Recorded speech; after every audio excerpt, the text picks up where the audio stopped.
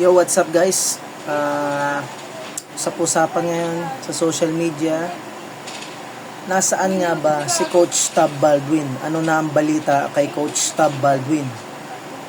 Si Coach Tab Baldwin ay kasalukuyang nasa Pilipinas, ngunit hindi mo na lumalabas sa publiko.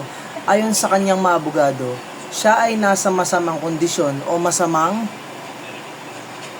pakiramdam, kaya hindi siya nakasipot sa mga opisyal na patawag ng gobyerno. Kamakailan lang ay nagbitiw na siya bilang head coach ng Ateneo Blue Eagles matapos ang isang matinding trahedya. Narito ang mga detalye ng sitwasyon. Bali nagbitiw yung si Coach Tab Baldwin, pati yung kasama niya. Nakakalimutan ko yung pangalan na isa nagbitiw. Bali sila yung dalawa na nababalita na nagbitiw. Mga dahilan ng hindi pagpapakita sa publiko. Hindi sumipot sa mga subpina. Hindi siya nakadalo ng personal sa mga pagdinig at investigasyon ng National Bureau of Investigation NBI, Criminal Investigation and Detection Group CIDG, at Department of Labor and Employment o DOLE. Abogado ang humaharap. Ang kanyang legal team mula sa Biliona Law Offices ang nagpaliwanag na hindi maganda ang kanyang physical at emosyonal na kalagayan para humarap.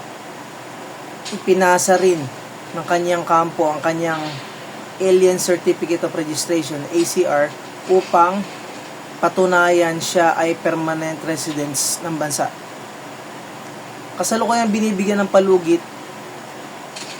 Inaatasan siya ng DOLE na maghahain ng formal na sagot hanggang June 25. Inaasahang personal na siyang dadalo sa pagdinig sa June 29, 2026. Ang pinag-uugatang issue, trahedya sa Aurora.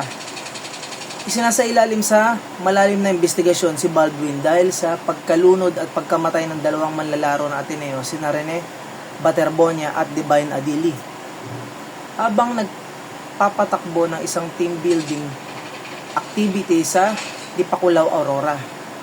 Huling pahayag noong June 12, naglabas si Baldwin ng isang pre-recorded na video kung saan humihingi siya ng matinding kapatawaran sa mga pamilya ng biktima at inaming lubos ang kanyang pagsisisi at pagdadalamhati sa nangyari.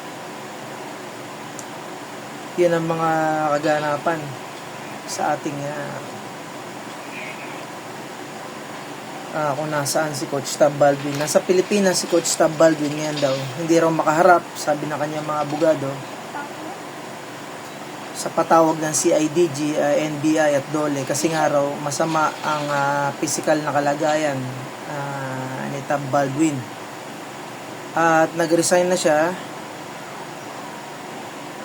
sa kanyang pagiging coach sa Ateneo na tinanggap naman agad ng Ateneo. Yun ang mga balita kay Coach Tab Baldwin. Hindi lang natin alam kung nasaan siya dito sa Pilipinas, kung saan siya naglalagi.